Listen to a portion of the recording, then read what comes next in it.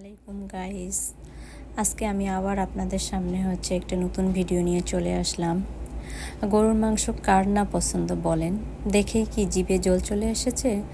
তাহলে অবশ্যই আমার ভিডিওটা যদি ভালো লাগে তাহলে অবশ্যই আমার চ্যানেলটাকে সাবস্ক্রাইব করবেন আর লাইক শেয়ার করবেন, কমেন্টস করবেন। আর আপনারা চাইলে আমার ফুল ভিডিওটা দেখে আপনারাও এই রেসিপিটা তৈরি করতে পারেন। আর গরুর সিনার মাংস কার না পছন্দ বলেন? যদি এরকম একটা রান্নার ভিডিও আপনাদের সাথে আমি শেয়ার করি, তাহলে চলেন বন্ধুরা, আমরা আপনার সাথে ফুল ভিডিওটা আপনাদেরকে দেখাই দিই। আমার ফুল ভিডিওটা আপনারা দেখতে থাকেন। প্রথমে আমি মাংসটা ভালোভাবে ধুয়ে নিলাম। ধোয়ার পরে পরিমাণ মতো আমি দিব পেঁয়াজ কুচি দিয়ে দিলাম। বেশি পরিমাণ পেঁয়াজ কুচি দিব না, কারণ বেশি দিলে কি খুব মিষ্টি মিষ্টি করবে। ঝাল দিলাম, আপনারা যেরকম ঝাল খাবেন সেরকমই ঝাল দিয়ে দিলাম।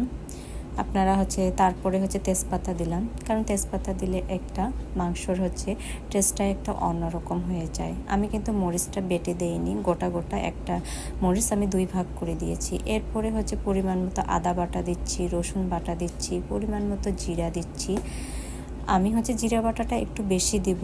আর এটা সব ধরনের এলাচ, লবঙ্গ, দারচিনি সব মিক্সড, বড় মশলা মিক্সড আপনারা গোটা গোটাও দিতে পারেন, আমি বেটেই দিলাম।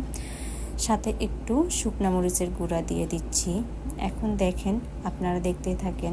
আপনারা যেরকম হলুদ খাবেন সেরকমই কিন্তু হলুদের পরিমাণ দিবেন। আমি যেরকম হলুদ খাবেন আমি সেরকমই হলুদ দিয়ে দিচ্ছি।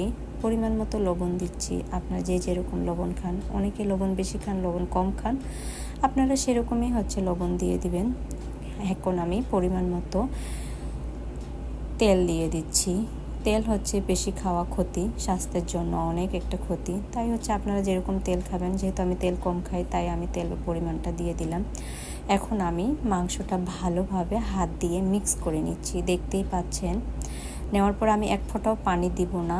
এইভাবেই আমি এখন মাংসটা মিডিয়াম জাল দিয়ে ঢাকনা দিয়ে আমি এখন বসাই দিব। 10 মিনিট পরে আবার চলে আসলাম। দেখেন আমার মাংস আমি এক ফোঁটাও পানি দেইনি, অটোমেটিক কিন্তু আমার মাংসটাতে পানি বের হয়ে গেছে। এই মাংসটা আমি এখন মিডিয়াম জাল দিব, দিয়ে আস্তে আস্তে করে এই মাংসটাকে আমি রান্না করব।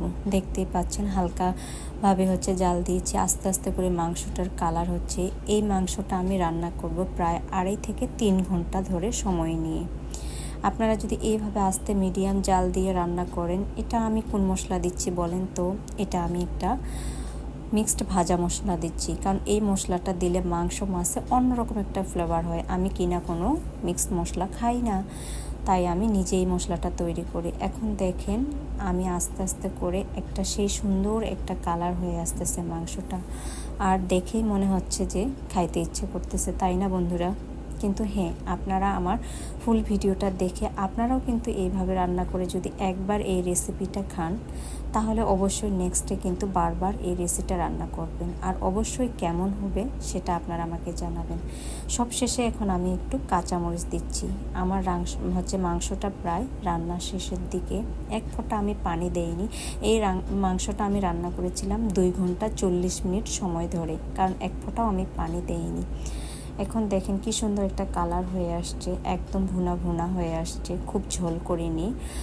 আর দেখেই মনে হচ্ছে খাইতে ইচ্ছে করতেছে, এত সুন্দর একটা আর তারপরে সিনার মাংস অবশ্যই তো পছন্দ। দেখেন আমি এই মাংসটা এখন একবারে দেখেন, আমি কোনো প্রেশার কুকারও দিলাম না, কোনো কিছুই দিলাম না। অবশ্যই আপনারা যদি আমার ভিডিওটা ভালো লাগে থাকে তাহলে অবশ্যই লাইক শেয়ার কমেন্টস করবেন, আর আমার চ্যানেলটাকে সাবস্ক্রাইব করবেন, অবশ্যই শেয়ার করবেন, আর আমাকে কমেন্টস করে জানিয়ে দিবেন। নেক্সট অন্য কোনো ভিডিও নিয়ে আবার